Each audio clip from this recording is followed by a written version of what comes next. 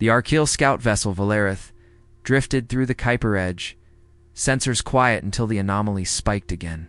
Strategist Varn Deseril frowned at the readings. Mass fluctuations, gravitational echoes too dense to come from any moon or artificial ring. The vessel's long-range scope blinked.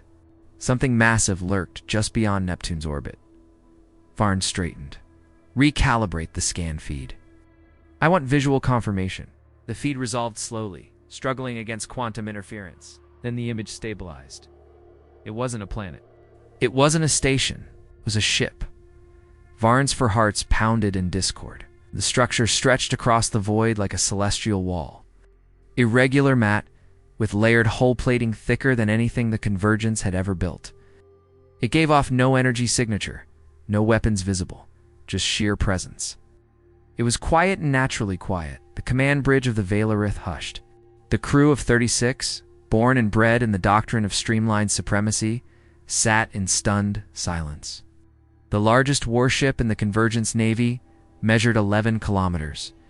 This Terran structure was at least 200, no life signs, muttered Sensor Chief Archeal, but the hull reflects scans like a black dwarf.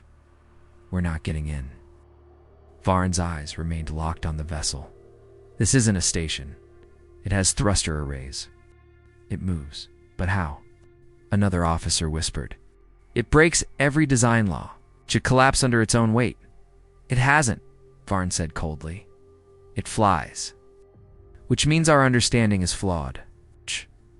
The thought felt like swallowing ice. Centuries of galactic wisdom had dismissed. Bulk in favor of elegance. Mass was weakness. Size meant inefficiency. But this was a floating continent built not in ignorance, but in defiance of every law Varn had sworn by. The ship didn't respond to hails. No lights flickered. No shields hummed. Just an endless, quiet mass hanging in space like judgment. As the Valerith repositioned to gain a better angle, the gravitational field shifted barely perceptible, but enough to suggest active systems. Not passive mass, not ruins. The construct was aware, Varn whispered. Are there more? Moments later, the scans picked them up 3, maybe 4 additional signals from Saturn's orbit, each one larger than the last. One nestled inside Titans, ring debris, another hidden within Jupiter's shadows. They weren't cloaked. They simply didn't need to be. Panic edged into the voices around him. Varn didn't silence them. He was too busy calculating the implications. These weren't weapons of war in the traditional sense. They were monuments. Galactic-scale deterrence. Terran strategy wasn't about fighting. It was about forcing the question. Would you dare? Prepare a report to the Convergence Assembly, Varn said quietly. What do we say we've found? Archeal asked. Varn stared out at the giant's hull, unreadable and cold. A species that measures security in kilometers, and fear in silence. Admiral Sarah Olan didn't flinch when the proximity alerts lit up across Earth Command's strategic map. The scout had arrived right on schedule. The Convergence thought they were subtle. They weren't. Their tech was years ahead in precision, but they had no concept of scale psychology.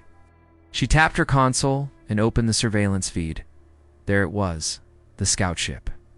Drifting just beyond Atlas I's gravitational boundary. Predictable Lucian. The station's AI broke the silence. Archeal vessel confirmed. Passive scan engaged.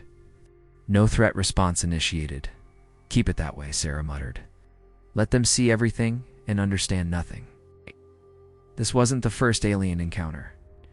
Earth had been contacted twice, before neither time had gone well. The first aggressors underestimated Earth's stubbornness.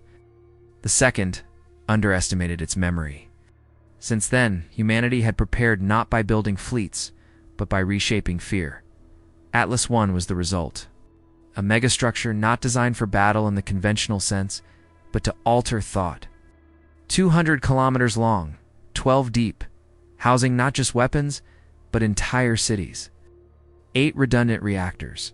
Triple insulated hull armor. It didn't pursue. It simply existed. And that was enough. Sarah remembered the early years when humanity still tried diplomacy. They built sleek vessels, tried to mimic galactic designs. Didn't work. Nobody took Earth seriously. But when they built Titan Spire, and it blocked a star during a trade negotiation, suddenly the galaxy listened. Aliens built for efficiency. Humans built for survivability, for impact, for spectacle. That difference defined every interaction since. Lucian spoke again. Their scan beam was minimal, but it tripped our counter-interference net. Shall I nullify their sensors? Sarah replied, give them a taste. Just enough to question what else we've hidden. She stood, walking slowly toward the observation screen. The Archeal vessel was a speck compared to the ships stationed around Neptune. Even Horizon's spear, still under construction, was visible. From here already, longer than 4 orbital rings. This doctrine, the doctrine of overkill, wasn't about madness or ego. It was rational. In a galaxy full of civilizations that believed might came from speed and elegance, humanity made itself incomprehensible on purpose. No one attacked what they couldn't understand. Sarah pulled up a transmission archive. Them the automated response. Just enough to make them nervous. The AI complied. A deep voice echoed through open channels. You are within strategic proximity of Terran defense constructs. Your movements are being recorded. Any attempt to interfere will result in relocation. Relocation. No threats. No declarations. Just certainty. That word alone made the last invaders flee. Sarah returned to her seat. They'll file a report, she said. They'll tell their leaders we're mad, that we don't follow physics, that we've built things we can't possibly maintain. Lucian replied, and they'll be right. Sarah smiled faintly. Yes, but they'll also stop wondering whether they should test us. And that's the point. Varn Desarl remained in orbit far longer than protocol advised. Logic dictated retreat, but curiosity gnawed at him. The human constructs were too quiet, too still. It was a silence that demanded explanation. So he tried diplomacy encrypted. Transmissions, formal language, multi-spectrum handshakes. The reply came in monotone automation, unchanging. This zone is under sovereign Terran authority. Any interference will be met with relocation. It wasn't a threat, but it wasn't passive either. Relocation. No known force could move a Convergence-class scout without tearing it apart. Yet the confidence in that single word unsettled his crew more than any weapon ever could. He initiated a passive sweep to confirm activity levels, but the moment the scan beam touched the Terran vessel, 3 of his systems flickered and died: navigation, auxiliary power, and environmental readouts. No projectile, no transmission, just a pulse. It lasted less than a second. His crew recoiled. Panic simmered beneath regulation protocol. Was it a cyber attack? Archeal asked, eyes wide. No, Varn said slowly. It was a response. Not random, not aggressive, just dismissive. He didn't need to explain further. The implication was clear. Human vessel had detected the scan, interpreted it as minor interference, and brushed it off. Not as a threat, but as a nuisance. That kind of control required processing power, systems, intuition, and preemptive logic so far beyond convergence. Technology had bordered on mythical. Varn drafted a high-priority transmission to the assembly. His phrasing was deliberate. The Terran vessels are not warships in the traditional sense. They are strategic architecture mobile installations of psychological warfare. Their silence is by design. Their scale is not aesthetic, it's doctrine. Assembly's reply came 12 hours later. Continue observation. Avoid provocation. Maintain distance. Offer peaceful contact. They still didn't understand. Varn turned to his staff. Open wideband channels. Broadcast our historical treaties. Offer archives. Show them our shared knowledge. The Terran ships didn't respond. No hails acknowledged. No counter-broadcasts. No diplomacy. They didn't care. Because Earth wasn't. Seeking allies, they weren't exploring. They were waiting. Varn paced the bridge. What's their objective? What do they want? Arkell answered without looking up. I don't think they want anything. I think they already won. It was art, a terrifying concept. Not conquest through battle, but through presence.